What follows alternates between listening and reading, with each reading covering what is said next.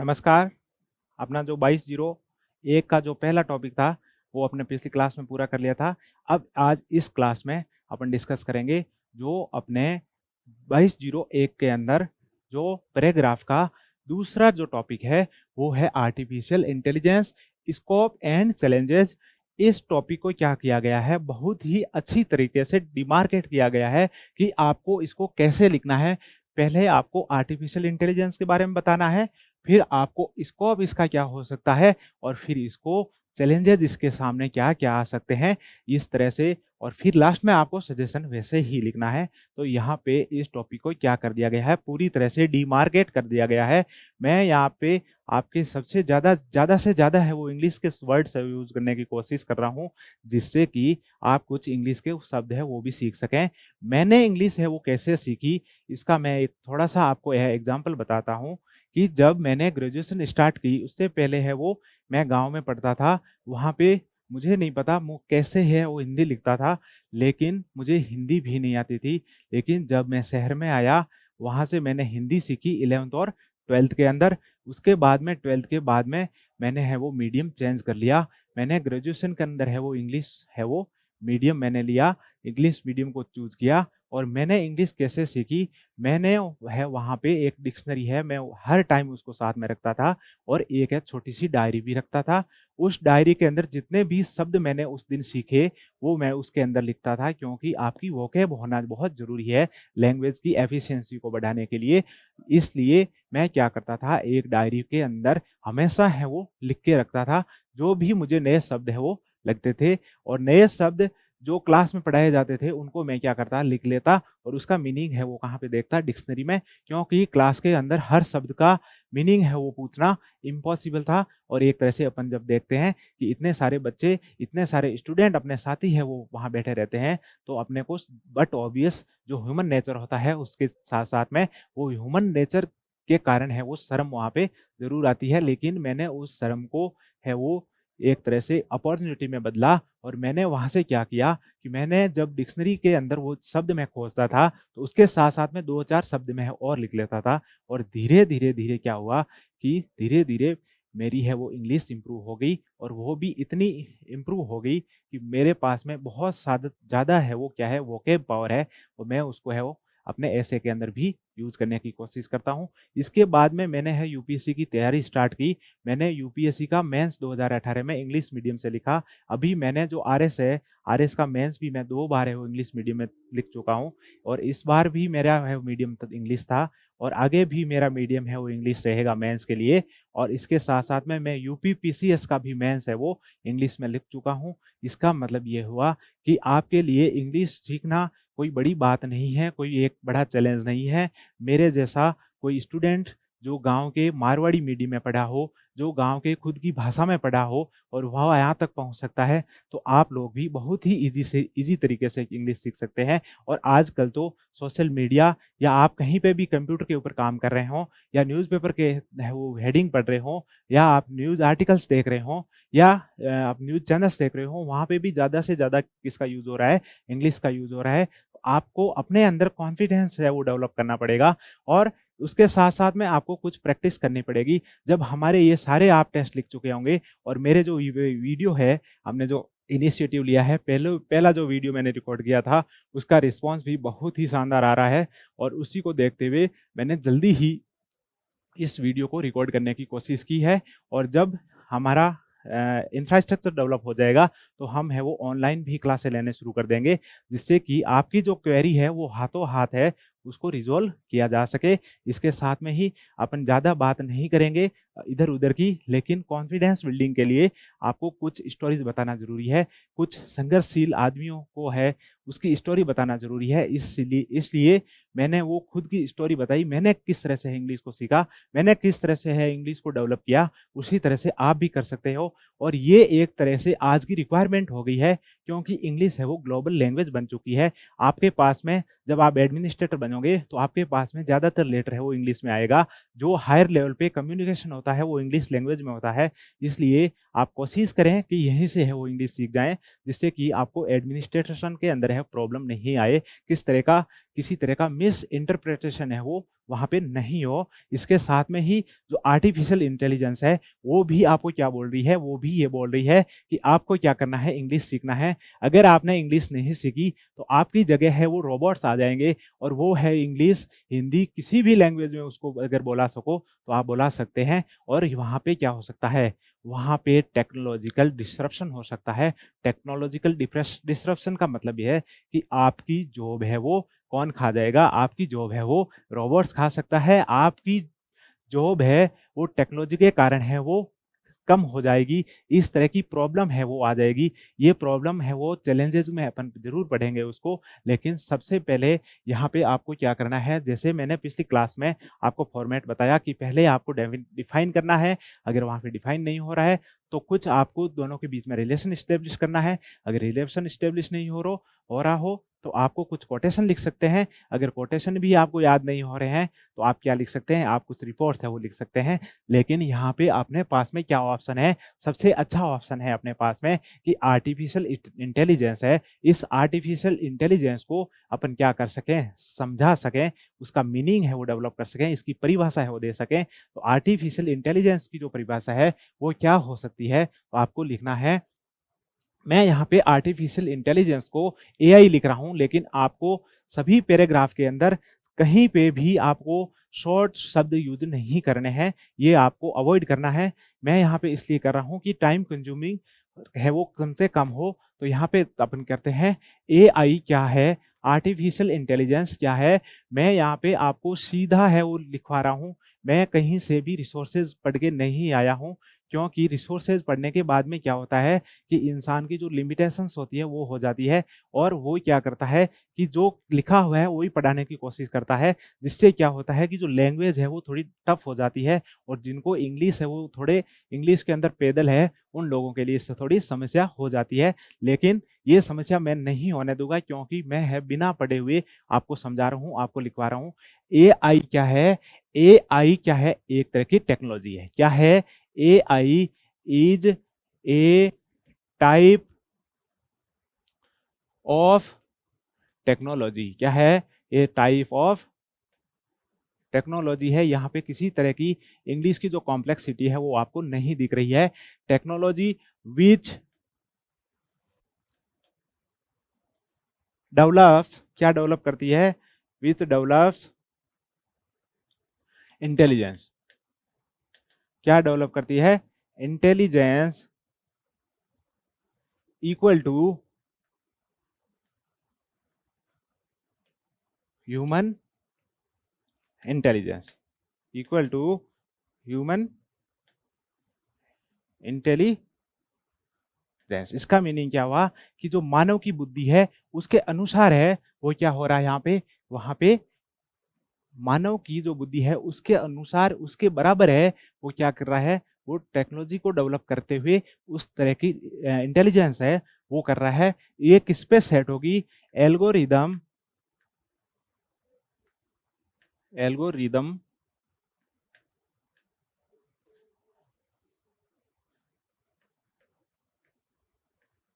Based data processing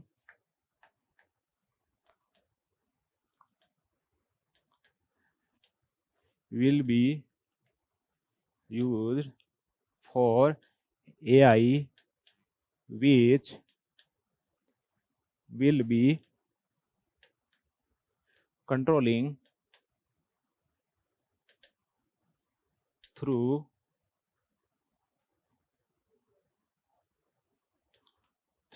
computer command।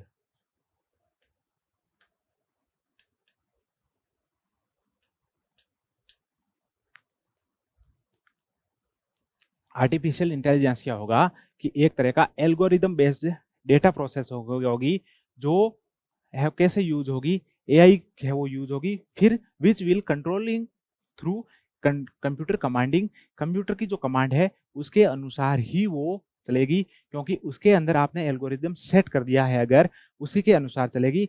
जैसे कि आपके एक ड्राइविंग लेस कार है, वो ड्राइविंग लेस कार के अंदर एल्गोरिदम सेट हो जाएगा कि अगर किसी तरह का ऑब्जेक्ट सामने आता है तो वहां पे वो हॉर्न बजाएगा एक प्रॉपर डिस्टेंस के ऊपर। अगर वो डिस्टेंस है वो कम होता जा रहा है तो वहां पे ब्रेक भी लगाने पड़ेंगे। इस तरह से एल्गोरिदम है वो क्या होगा, सेट होगा।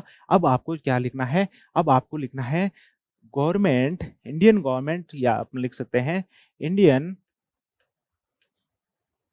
GOVERNMENT,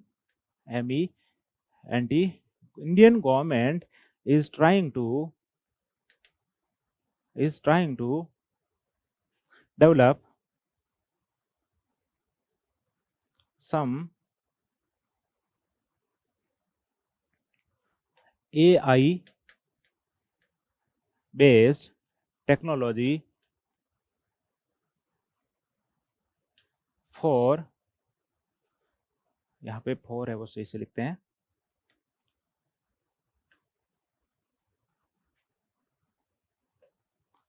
फॉर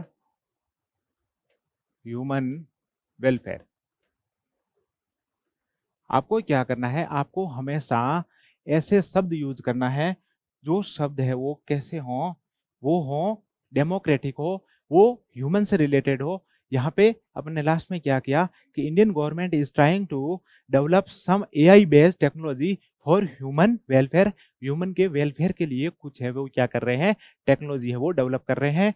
इसका मतलब क्या हुआ कि सरकार भी क्या कर रही है, प्रयास कर रही है कि ऐसी टेक्नोलॉजी हो जो ह्यूमन का वेलफेयर करें। वो कैसे वेलफेयर होगा वो अपन है आगे देखेंगे। फिर नेक्स्ट है वो अपन लिख सकते हैं कि नीति आयोग, कौन सा आयोग अपना, NITI Aayog has given A report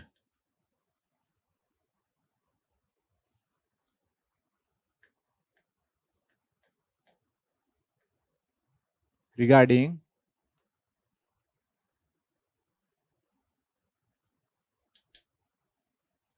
AI for all. क्या है, AI फॉर ऑल एक रिपोर्ट का नाम है।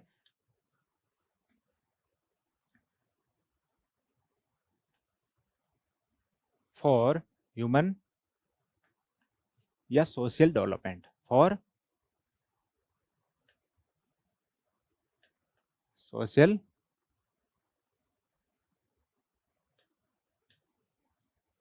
डेवलपमेंट।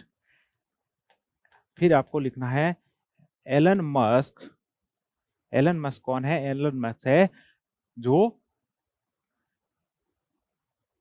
एक बहुत बड़े क्या है, एक एस्ट्रोनॉटर है। और इन्होंने एक तरह से अपन कह सकते हैं ये बिजनेसमैन है, और इन्होंने ही स्पेस एक्स जैसी टेक्नोलॉजी बना करके वह प्राइवेटली रॉकेट है वो लॉन्च कर रहे हैं। प्राइवेट है वो अंतरिक्ष में जा करके लोगों को टूरिज्म करवाने की कोशिश कर रहे हैं। और ये जो अपना नेचर है, गवर्नमेंट बेस्ड जो अप्रोच है उसको भी चेंज कर रहे हैं। एलन मस्क क्या बोलते हैं, एलन मस्क बोलते हैं कि AI विल सप्लीमेंट, क्या करेगी, AI will supplement the human for their all round development. All round development के लिए AI क्या कर रही है, सप्लीमेंट कर रही है किसको, ह्यूमन को। ये आपका है वो क्या हो गया, आपका है इंट्रोडक्शन हो गया। बिना किसी इंग्लिश सीखे, बिना किसी इंग्लिश की जरूरत के आपने क्या है, इंट्रोडक्शन है वो लिख दिया है। अब आपको क्या लिखना है, अब आपको लिखना है स्कोप। क्या लिखना है, स्कोप। ये ध्यान रखना है आपको किसी तरह का सबटाइटल यहाँ पे नहीं लगाना है, आपको सीधा स्कोप लिखना है। AI can be used in medical science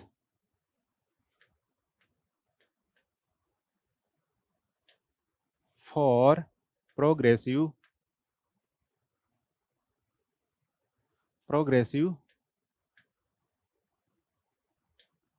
health treatment and immediate diagnostic.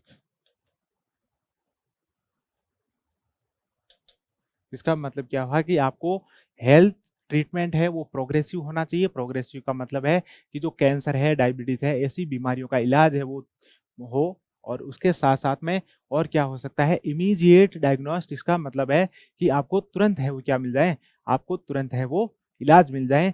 यहाँ पे आर्टिफिशियल इंटेलिजेंस के थ्रू आप रोबोट्स भी डेवलप कर सकते हैं और आप ड्रोन भी डेवलप कर सकते हैं। फिर आर्टिफिशियल इंटेलिजेंस का और स्कोप क्या हो सकता है, AI ensures the immediate and active response for intelligence and security of border areas through camera and drones। इसका मीनिंग क्या हुआ, इसका मीनिंग हुआ कि ये जो AI है ये क्या कर सकती है, इमीडिएट और एक्टिव है वो रिस्पॉन्स कर सकती है। इमीडिएट एंड एक्टिव रिस्पॉन्स है वो कर सकती है किसके लिए, एक तो इंटेलिजेंस प्रोवाइड करवाना, जो अपना सूचना होता है। यहाँ पे इंटेलिजेंस का मतलब है IB वाला इंटेलिजेंस, और इंटेलिजेंस और security of the border. Border area की जो सिक्योरिटी है उसके ऊपर है क्या कर सकता है, इंटेलिजेंस दे सकता है, उनकी सिक्योरिटी को इंश्योर कर सकता है। वो कैसे कर सकता है, AI बेस्ड जो कैमरे होते हैं और AI बेस्ड जो ड्रोन होते हैं उसके द्वारा। ड्रोन से है वो मॉनिटरिंग की जा सकती है, ड्रोन से है वो पेट्रोलिंग की जा सकती है, और जो कैमरे हैं कैमरे से सेंसिटिविटी और वहाँ पे होने वाली एक्टिविटी को देख करके वहाँ पे अलार्म वाला जो सिस्टम है वो डेवलप किया जा सकता है। इसके साथ साथ में AI का और क्या यूज हो सकता है, AI can be used in transportation. कहाँ पे यूज हो सकती है, transportation, which reduce which reduces the congestion। congestion का मतलब होता है भीड़ भाड़, congestion, pollution। क्योंकि ये जितने भी गाड़ियां आएगी वो गाड़ियां कैसी होगी, वो होगी इलेक्ट्रिक बेस्ड होगी। और पॉल्यूशन कैसे कम करेगा कि उसका जो आर्टिफिशियल इंटेलिजेंस के द्वारा इस वहाँ पे सेंसर लगा दिए जाएंगे कि जब भी पॉल्यूशन है वो हो रहा हो या इस तरह का कोई एरिया हो वहाँ पे वो गाड़ियाँ नहीं चलेगी। और दूसरी बात यह है कि ये गाड़ियाँ बहुत ही स्मूथली चलेगी और वहाँ पे क्या होगा कि जो डस्ट और PM पार्टिकुलेट मैटर है वो वहाँ पे नहीं फैलेंगे। फिर दिस कैन बी, दिस का मीनिंग क्या हो गया यहाँ पे, दिस का मतलब AI can be beneficial in emergency situation. Emergency situation for disaster management. Disaster disaster management के अंदर भी इसको इमरजेंसी सर्विस के रूप में यूज किया जा सकता है। ड्रोन से है वो आप इसको इवेक्यूएट कर सकते हो, किसी ड्रोन से है वो आप फूड पैकेटिंग वहाँ पे प्रोवाइड कर सकते हो। अगर आपके वहाँ पे अर्ली वार्निंग सिस्टम है डेवलप करना हो तो वो भी AI के द्वारा है डेवलप किया जा सकता है। बहुत ही एफिशिएंटली है वो सुनामी और तूफान जैसे जो घटनाएं हैं उनकी क्या दे सकते हैं, अर्ली वार्निंग है वो दे सकते हैं। यहाँ पे लिख सकते हैं अपन, there can be developed there can be developed responsive early forecasting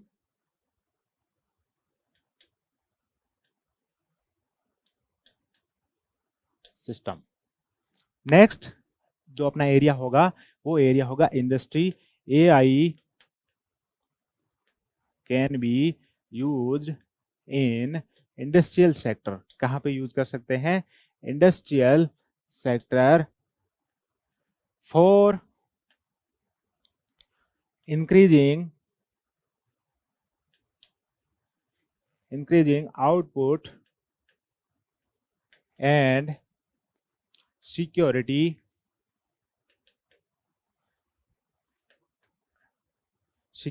of the workers।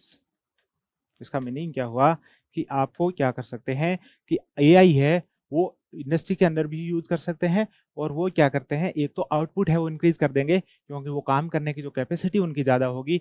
आपको फॉर एग्जांपल किसी डेटा को एनालिसिस करना है तो वहाँ पे ह्यूमन रिसोर्सेज से ज़्यादा, वर्कर से ज़्यादा है, वो स्पीड से कर सकते हैं। इसके साथ साथ में कुछ जो हैजार्डस काम होते हैं, उस हैजार्डस काम को है एआई के रोबोट्स कर सकते हैं, और जो ह्यूमन है उनकी जो रिस्क है उसको कम कर सकते हैं, उनको सिक्योरिटी प्रोवाइड कर सकते हैं। एक मैं यहाँ पे और एक डायमेंशन दे रहा हूँ आपको कि AI can use in manual scavenging. Manual scavenging for protecting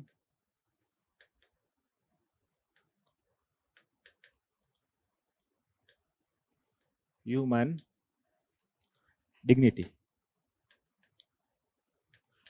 dignity and life.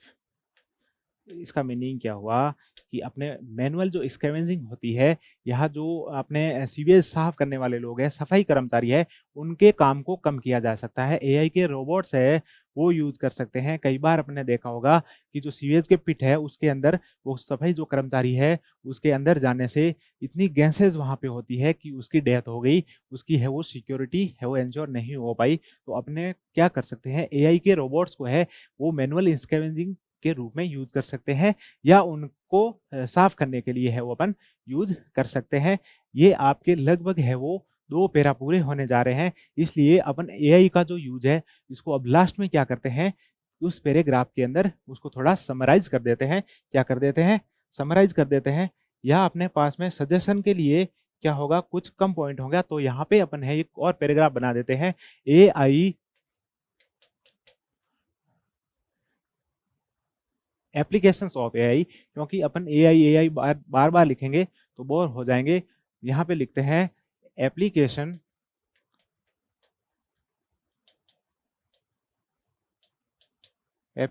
Of AI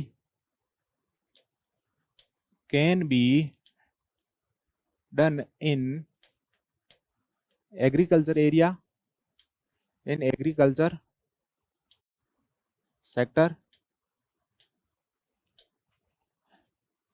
space technology,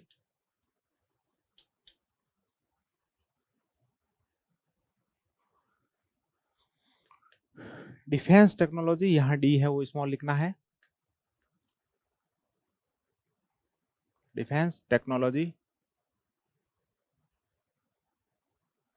और कौन से एरिया है वो आप और इसको है चूज कर सकते हैं। मेडिकल अपन पहले बोल चुके हैं, ट्रांसपोर्टेशन है वो अपना हो चुका है। इसके साथ साथ में आप एआई को एजुकेशन सेक्टर के अंदर भी यूज कर सकते हैं, एजुकेशन सेक्टर।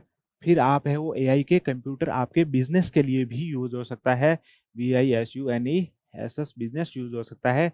गवर्नमेंट को अपनी पॉलिसीज बनाने के लिए है वो यूज हो सकते हैं, government policy making and monitoring.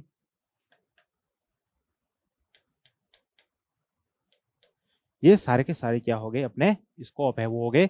यहाँ पे अपन ने क्या डिस्कस किए, आर्टिफिशियल इंटेलिजेंस के स्कोप है वो अपने यहाँ पे डिस्कस कर लिए। अब जो नेक्स्ट अपना पैरा होगा उस पैरा में अपन क्या करेंगे, उस पैरा के अंदर है वो अपन चैलेंज लिखेंगे। चैलेंज क्या लिखेंगे, स्टीफन हॉकिंग्स का आपने नाम सुना होगा। उन्होंने स्टीफन हॉकिंग से क्या बोला, Stephen Hawkings criticizes AI for its controlling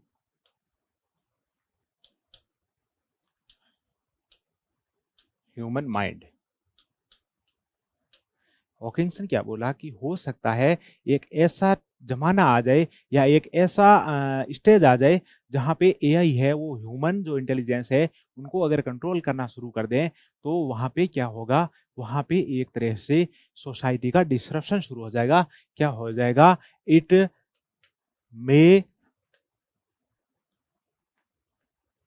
lead to societal disruption.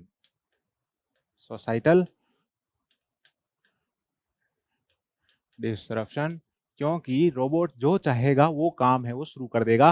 वो उसके ऊपर एक ऐसी कमांड लग जाए कि आपको दो आंख, एक नाक और दो कान दिखने वाली जो भी चीजें हैं उनको क्या करना है, उनका है मर्डर करना है। तो हो सकता है वो सारी ह्यूमन सोसाइटी को क्या कर दे, मर्डर कर दे। इस तरह की संभावनाएं है वो स्टीफन हॉकिंग साहब ने है वो जताई है, एक कंसर्न है वो जताया गया है। ये आपको कंसर्न है वो सबसे पहले लिखना है। फिर और चैलेंजेस जो एआई के हैं वो क्या है, सबसे जो ज्यादा एआई का चैलेंज है, AI is very cost bearing. Cost bearing का मतलब है कि बहुत ज्यादा प्राइस है इसकी। And it require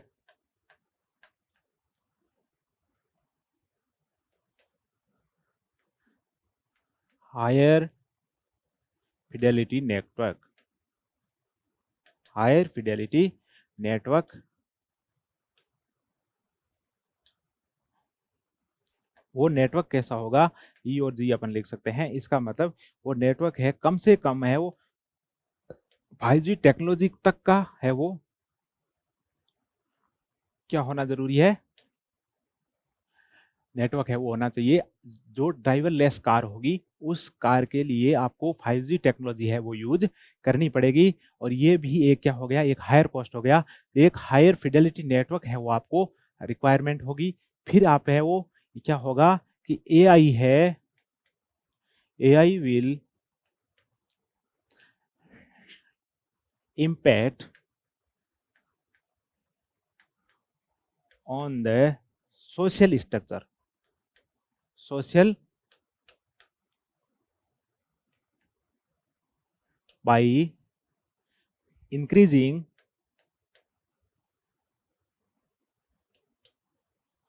digital gap।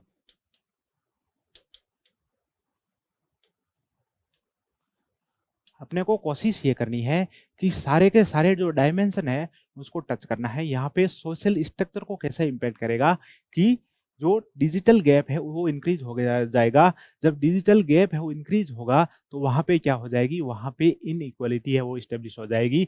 जैसे यहाँ पे अपने गरीब और अमीर के बीच में गैप है, उसी तरह से डिजिटल गैप के द्वारा अगर कोई डिजिटली इलिटरेट और डिजिटल लिटरेट है उनके बीच में भी एक तरह क्या बन जाएगा, गैप बन जाएगा। एक तरह की इनइक्वालिटी है वो प्रिविलेंट हो जाएगी।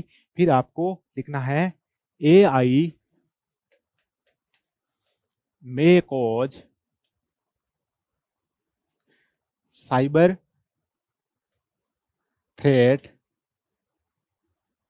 and cyber threat and cyber fraud। ये भी एक तरह का क्या है, कंसर्न है कि आपने मान लो एआई का कंप्यूटर है स्टेब्लिश कर दिया बैंक में, तो वहाँ पे भी साइबर थ्रेट और साइबर फ्रॉड या साइबर हैकिंग की समस्या रहती है। और यहाँ पे किसी उल्टी सीधी कमांड दे करके एआई से है वो और काम है वो करवाया जा सकता है। या इंटेलिजेंस के अंदर जो कंप्यूटर लगे हुए हैं वहाँ पे भी क्या हो सकती है, हैकिंग हो सकती है। फिर एआई और क्या कर सकता है, AI will lead to, AI में lead to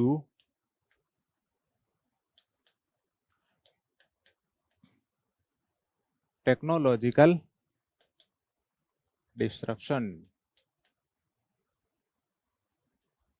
टेक्नोलॉजिकल डिसरप्शन का मीनिंग क्या है, टेक्नोलॉजिकल का डिसरप्शन का मतलब है कि आप है वो कैसे क्या करेंगे, आप है वो डिजिटली अगर इलिटरेट है तो आपकी जॉब है वो खत्म हो जाएगी। यहाँ पे लिख सकते हैं lead to technological disruption which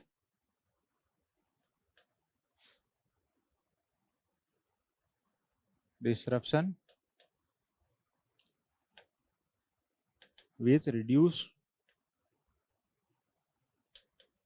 the job है वो क्या हो सकती है, कम हो सकती है, क्योंकि एआई आने से जो ह्यूमन बीइंग है वो 5 लोग 10 लोग काम कर रहे थे, उनकी जगह है वो रोबोट्स काम करने लग जाता है। तो क्या होता है, वहाँ पे जो खपने वाली, वहाँ पे जो यूज होने वाली लेबर थी वो क्या हो जाएंगे, कम हो जाएंगे। ये इतने हैं वो इसके क्या है, एआई के कंसर्न है। इसके अलावा भी और चैलेंजेस जो हो सकते हैं कि AI cannot B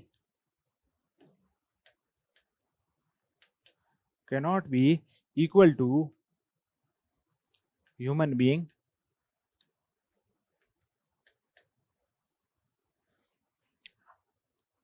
because sensitivity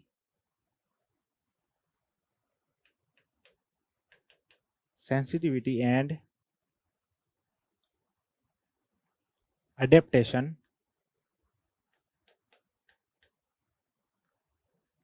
का मतलब होता है अनुकूलन। आप किसी भी चीज से अडेप्ट हो रहे हो, अडेप्ट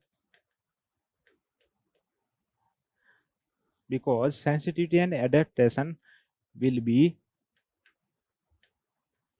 a challenge for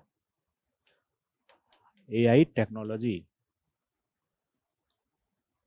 यहाँ पे अपन लोगों ने क्या किया, पूरी तरह से है वो इसकी जो क्रिटिसिज्म है वो भी अपन ने क्या कर ली, डिस्कस कर ली।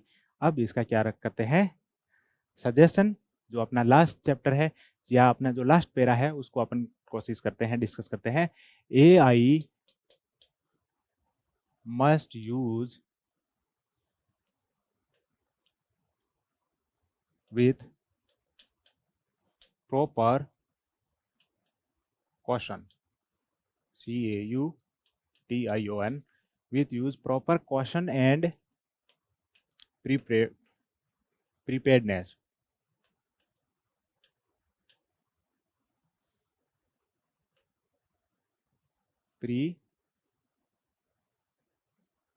प्रीपेयर्डनेस क्या मतलब, क्या हुआ कि आपको साइबर सिक्योरिटी के लिए आपको ऐसे एम्प्लॉय है वो डेवलप करने पड़ेंगे, ऐसी एक्सपर्टीज है वो आपको डेवलप करनी पड़ेगी। इसके साथ साथ में आपको स्किल है वो डेवलप करनी पड़ेगी जिससे कि टेक्नोलॉजिकल डिस्ट्रप्शन नहीं हो। इसके बाद में आपको लिखना है AI should be regulated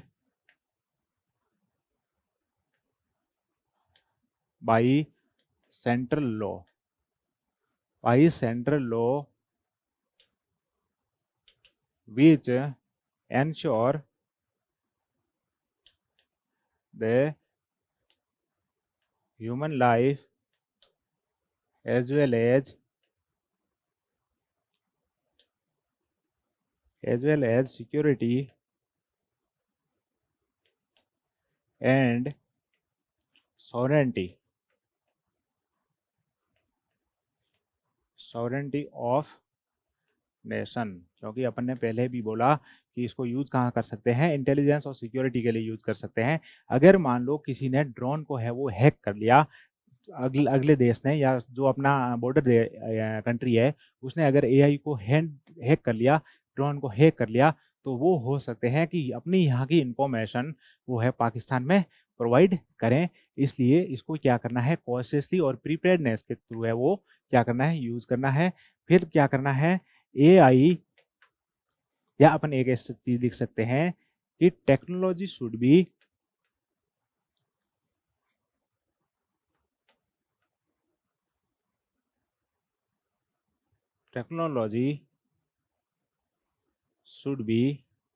slave of human being rather than master,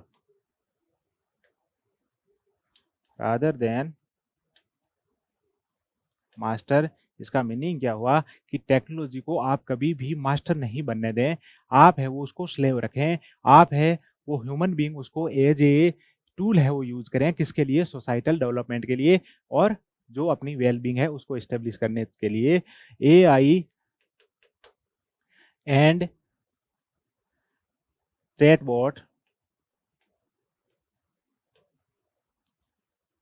AI and chatbot must be used for public grievance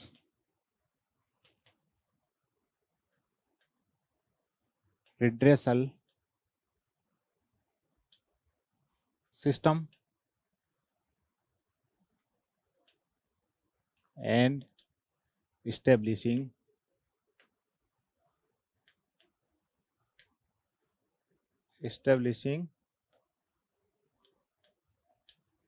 good governance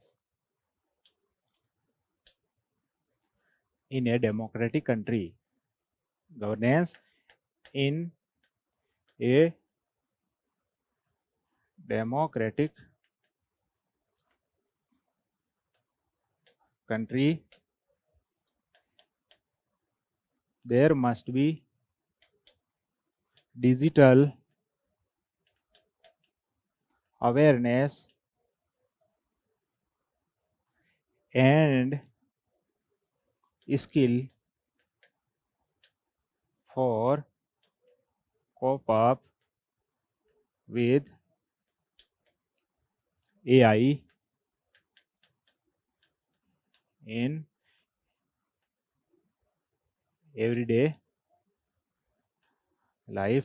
इसका मतलब है कि आपने क्या किया है, आपने डिजिटल अवेयरनेस को बढ़ाना है और स्किल को बढ़ाना है for cope up with the AI in everyday life. AI के साथ में कोप अप करने के लिए आपको क्या करना पड़ेगा, डिजिटल अवेयरनेस है वो फैलानी पड़ेगी और आपको क्या करना पड़ेगा, आपको स्किल है वो डेवलप करनी पड़ेगी जिससे कि एआई को क्या कर सकें, कोप अप कर सकें, एआई को आप है वो कंट्रोल कर सकें। इसके साथ में ही अपने जो आज का एआई का जो चैप्टर था वो भी पूरा हो गया है। एआई का जो ऐसे है अपन ने पूरा कर लिया है और यहाँ से आपको मैं उम्मीद ये करता हूँ कि आपने बहुत ही अच्छे ढंग से है वो एआई के ऊपर एक पैराग्राफ है वो लिख सकते हो। अब जो नेक्स्ट अपनी क्लास आएगी वो क्लास आएगी अपना जो इलोब्रेशन है, दोनों इलोब्रेशन की क्लास है वो नेक्स्ट जब भी अपलोड होगी वो अपलोड होगी और आपको इलोब्रेशन को भी देखना है कि एलोब्रेशन को कैसे लिखते हैं। फिर उसके बाद में है वो अपन लेटर राइटिंग करेंगे। इसके बाद में है वो अपन क्या करेंगे, इसके बाद में है वो करेंगे अपन जो प्रेसी है उस प्रेसी को कैसे लिखते हैं। इसके बाद में अपन हिंदी पे जाएंगे, वहाँ पे भी प्रेसी, इलोब्रेशन और ऐसे है लिखेंगे और उसके साथ साथ में जो पत्र प्रारूप है उनको भी लिखने की कोशिश करेंगे। और जैसे जैसे अपने टेस्ट आगे बढ़ते रहेंगे, 2201 है वो नेक्स्ट संडे को आयोजित हो रहा है और वहाँ पे है हम क्या कर रहे हैं कि एक नई टेस्ट सीरीज है वो शुरू कर रहे हैं। वैसे यहाँ पे टेस्ट सीरीज पहले से शुरू हो चुकी है लेकिन एक नई टेस्ट सीरीज समय को देखते हुए है वो आयोजित की जा रही है और उस टेस्ट सीरीज को हम है वो पहले ही है वो क्या कर रहे हैं, यूट्यूब के द्वारा आपको समझा करके आपको लिखवाने की है कोशिश हमारी जारी रहेगी। इसके साथ में ही धन्यवाद। आप है वो शेयर और सब्सक्राइब करते रहें, इसी तरह से आप हमें मोटिवेट करते रहें जिससे कि हम हैं आपको अपने साथ में रखते हुए अपन सब लोग हैं वो आरएस की मेंस की तैयारी करते रहें। धन्यवाद।